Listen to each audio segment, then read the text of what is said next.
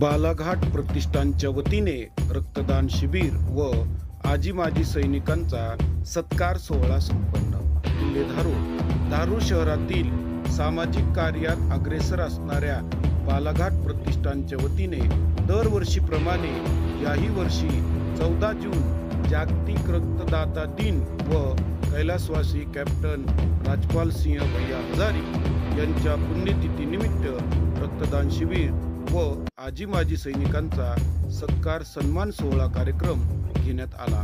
या कार्यक्रमाच्या अध्यक्षस्थानी धारूर वन परिक्षेत्र कार्यालयाचे वनाधिकारी ईश्वर विशालसिंह गुणवत तर उद्घाटक म्हणून धारूर पोलीस स्टेशनचे पोलीस निरीक्षक देवीदास वाघमोडे हे उपस्थित होते.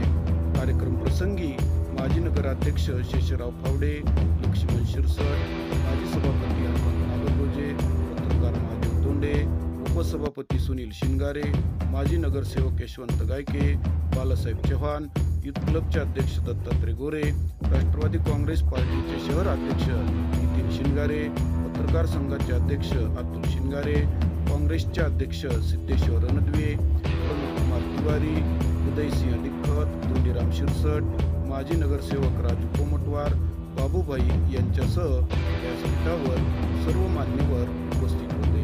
दरवर्षीच बालाघाट प्रतिष्ठान विविध कार्यक्रम आयोजित करते. गेल्या वेळेसही कोविड योद्ध्यांचा सन्मान तसेच गोरगरिबांना पीक वाटप असे विविध कार्यक्रम बालाघाट प्रतिष्ठान नेहमीच घेत असते. यावर्षी देखील रक्तदान शिबिर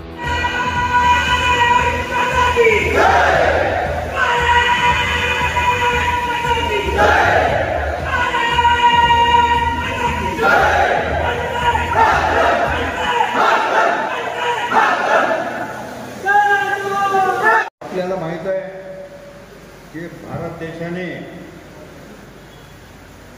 स्वातंत्र्यानंतर जेवढ्या लढाया या ठिकाणी लढल्या त्याच्यापैकी एक लढाई सोडली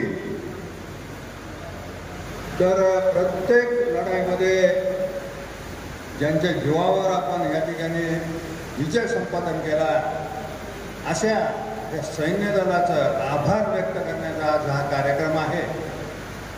आणि आपल्याला माहीत आहे परवाच्या या 2014 नंतरच्या ज्या घटना घडल्या ज्याप्रमाणे भारतीय सैन्याने एअर स्ट्राईक असेल, सर्जिकल स्ट्राईक असेल, ते आत्तापर्यंतचं ऑपरेशन सिंदूर असेल, यामध्ये जे कर्तबगारी दाखविली आणि पूर्ण जगाचं लक्ष वेधून घेतलं, खरं म्हणजे याला एक आनंद असं साधारण महत्त्व आहे. बोलात जाणार नाही, पण एक गोष्ट खरी आहे की भारतीय संस्कृती ही वसुधैव कुटुंबकम या तत्वाला मानणारी आहे. आता आपण वसुधैव कुटुंबकम म्हणजे पृथ्वीवर असलेला प्रत्येक जीव आपल्या कुटुंबाचा भाग आहे हे करत असताना लढाई तर करावीच लागेल.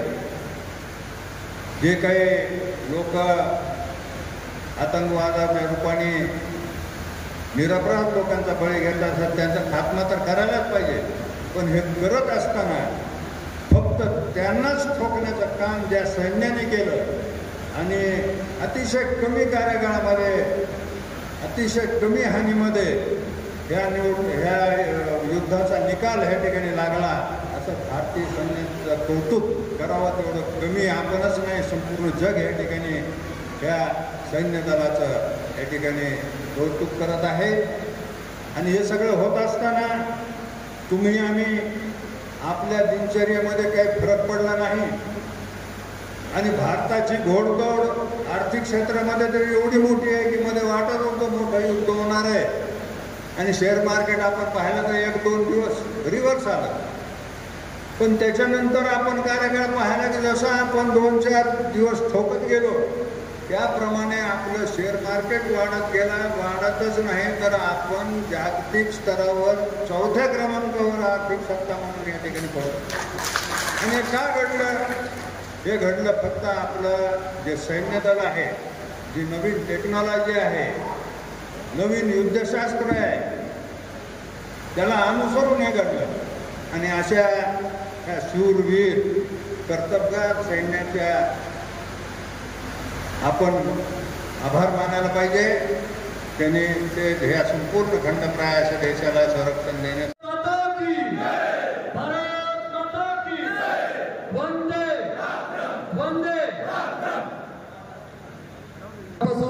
आभार मानतो, कारण त्यांनी आमच्या शब्दाला मान देऊन या ठिकाणी तालुक्यातील, या शहरातील, ग्रामीण भागातील सर्व आजी माजी सैनिक या ठिकाणी उपस्थित झाले व आमच्या कार्यक्रमासाठी आपण शोभा वाढविली. त्याबद्दल सर्व आजी माजी सैनिक यांचा मी बालाघाट प्रतिष्ठान यांच्या वतीने शब्द सोहळ्याने व त्यांना पुष्प देऊन